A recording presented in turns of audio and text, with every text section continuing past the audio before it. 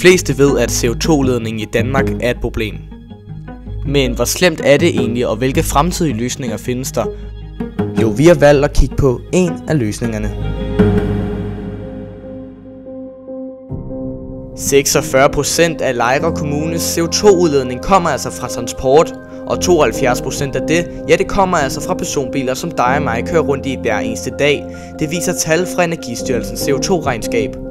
Man har i mange år prøvet at finde en løsning, og en løsning kunne være samkørsel. Altså en slags kørelsesordning med, at man altså kører sammen på vejene, og altså fylder bilerne mere op. Faktisk er samkørsel en af de løsninger, som kan spare os for mest CO2, altså livet over slet ikke at køre benzinbiler. Faktisk bliver bilerne i Danmark generelt ikke fyldt meget op. Ifølge Transportministeriet kører der i gennemsnit 1,08 i bilerne til og fra arbejde. Ifølge Lejre Kommunes klimaplan for 2025 har folk i gennemsnit 29,4 km til arbejde. Det vil sige, at på et år med 250 arbejdsdage vil en personbil udlede 2,3 ton CO2. Og det svarer altså til en flyrejse fra København til New York. Ja, der skal altså ikke meget til, men hvorfor er det så ikke et etableret system i vores samfund endnu? Jo, det var vi også nysgerrige på. Derfor er vi taget til Roskilde Rådhus for at mødes med trafik- og mobilitetsplanlæggeren Jakob Bommersholt. Yes, jamen vi kører. Jeg hedder Jakob Bommersholt. Jeg er 36 år, uddannet trafikingeniør fra DTU. I øjeblikket så arbejder jeg i Roskilde Kommune som trafik- og mobilitetsplanlægger, og det har jeg gjort i snart 2 år.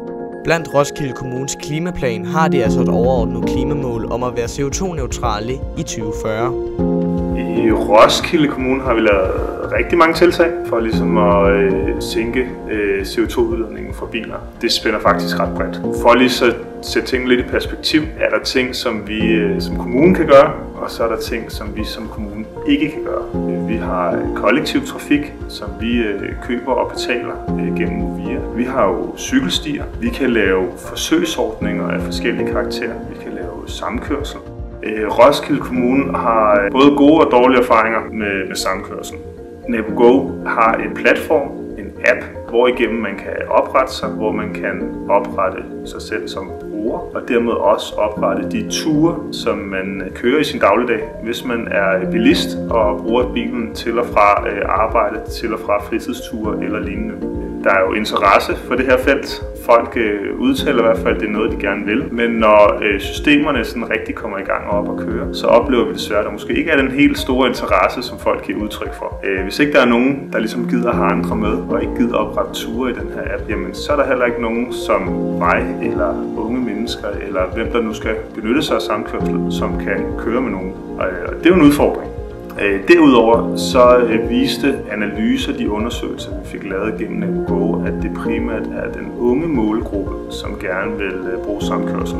Vi gik fra at have rigtig mange unge, der anvendte bussen til og fra uddannelsesinstitution, eller hvor de nu skulle hen, til pludselig at blive bilister. Og det var jo præcis den modsatte effekt, vi gerne ville have, fordi vi ville jo gerne lave samkørsel for at reducere CO2-aftrykket fra bilisterne. Så det havde lige præcis den modsatte effekt.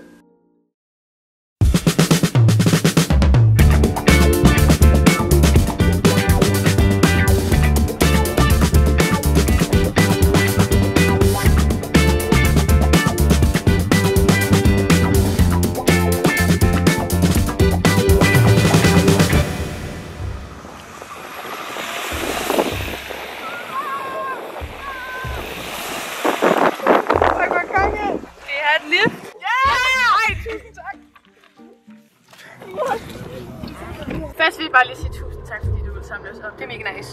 Ja, selvfølgelig. Jeg synes ikke, det er akavet som et blaffer op.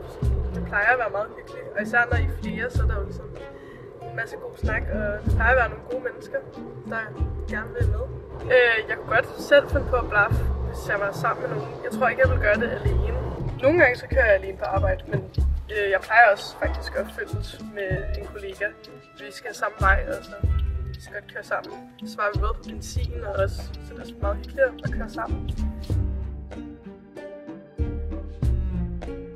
Okay, så samkørsel er en god idé. Men grunden til, at det ikke er etableret i samfundet nok endnu, er simpelthen fordi, at 1. Ideen og selve samkørselsstrategien ikke er nok udbredt endnu, og 2. At der skal arbejdes på nogle idéer til, hvordan man kan få flere til at være villige til at samle folk op og tage dem med på sin vej. Altså simpelthen at gøre det nemmere for forbrugeren at benytte sig af samkørsel. Så næste gang du skal i skole eller på arbejde, kunne du så finde på at tage din klassekammerat eller din kollega med i bilen, for altså bare at spare 50% CO2.